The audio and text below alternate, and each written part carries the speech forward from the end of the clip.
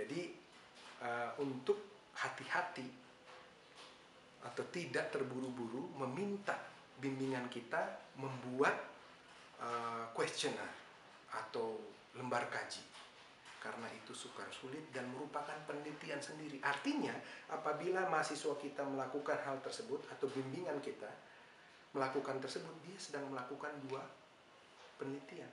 Pertama, penelitian membuat alat ukur, kemudian menguji coba alat ukur tersebut. Pertanyaannya, apakah memang alat ukur yang sudah dibuat tadi valid, sudah melewati azas-azas yang selayaknya? Kemudian kalau valid, apakah reliable?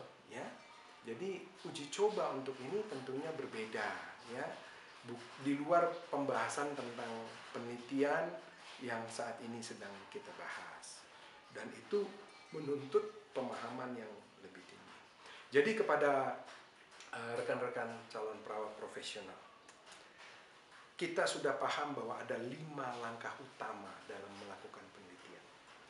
Kita tahu ada 5 fase utama yang berisikan 16 langkah.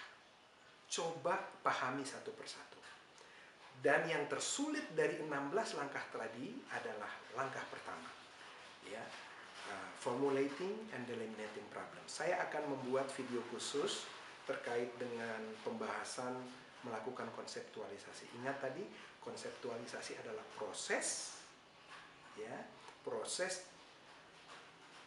penjelasan abstraksi dari fenomena, ya, yang atau dari kenyataan yang ada dalam kehidupan manusia. Jadi kita perjelas, dan ingat, proses tersebut adalah proses yang membutuhkan ketekunan, ya, dan membutuhkan keterbukaan terhadap ide-ide dari orang-orang yang lebih paham dari kita.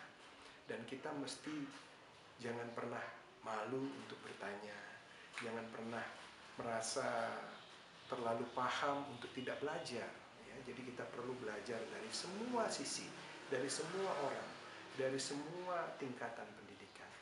Bahkan Allah sendiri meminta kita untuk belajar dari semut, untuk belajar dari alam, ya, seperti dari bunga, bakung, dan yang lainnya. Proses belajar perlu dilakukan. Dalam penelitian, yang saya ingatkan lagi adalah sekali-kali usahakan untuk menggunakan alat yang sudah tervalidasi, yang sudah memiliki nilai reliabilitas yang baik. Apabila alat tersebut sudah digunakan oleh orang lain dan baru digunakan, nilai-nilai etik harus diterapkan. Artinya Anda harus meminta izin. Setelah meminta izin, kalau diberikan, silahkan digunakan. Dan akui atau cite dia bahwa penelitian ini menggunakan alat yang dibuat oleh siapa. Kita harus acknowledge. Dan kalau alat-alat tersebut sudah merupakan yang sering disebut public domain, artinya sudah bebas digunakan, ya, Anda boleh gunakan tanpa harus meminta secara khusus kepada pembuatnya. Jadi ini perlu sekali kita pahami dan kita terapkan dalam memulai penelitian. Video yang selanjutnya saya akan memaparkan bagaimana proses konseptualisasi, formulating, delimiting problems, langkah demi langkah, sehingga kita tidak perlu mengarang-arang judul. Karena yang sering terjadi, mahasiswa datang menunjukkan judul. Sementara semestinya proses penelitian itu harus berangkat dari masalah, karena adalah pendekatan pemecahan masalah, bukan judul. Saya sudah, Pak atau Bu, saya sudah punya 2 judul, 3 judul. Atau ada pembimbing yang katakan, datang sama saya, siapkan 3 judul. Apa halnya dengan judul? Judul itu bisa berevolusi dan bisa berubah dari awal sampai kepada akhir penelitian. Tapi masalah harus spesifik. Jadi artinya masalah tersebut harus bisa dipecahkan dengan pendekatan asuhan keperawatan, bukan dengan pendekatan-pendekatan lain. Maka itu disebut dengan penelitian keperawatan. Kalau tidak menambah perkembangan kualitas proses keperawatan, Anda harus pertimbangkan apakah penelitian itu harus dilanjutkan. Ya, jadi hal ini penting sekali.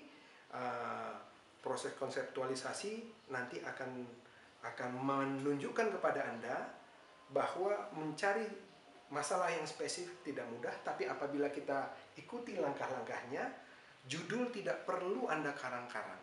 Karena variabel-variabel dan judul akan muncul sendiri dari masalah tersebut. Semakin spesifik masalah, tanpa perlu kerja keras, Anda akan memperoleh judul, Anda akan memperoleh variabel, tinggal mengikuti 16 langkah tadi.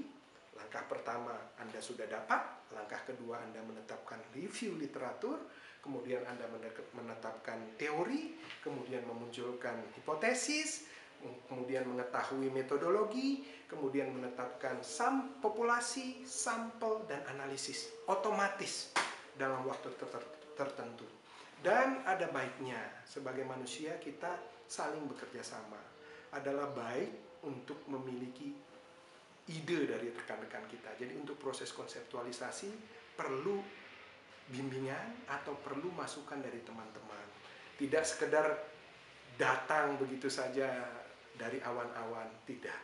Itu membutuhkan internalisasi. Itu membutuhkan juga eksternalisasi. Artinya kita dapat belajar, dapat ide, dan kemudian kita tuangkan dalam proses konseptualisasi. Terima kasih, selamat belajar, salam sehat, tetap semangat. Saya yakin Anda memiliki kemampuan untuk dapat beradaptasi dengan kondisi kita, dan saya yakin Anda adalah calon-calon perawat profesional Indonesia.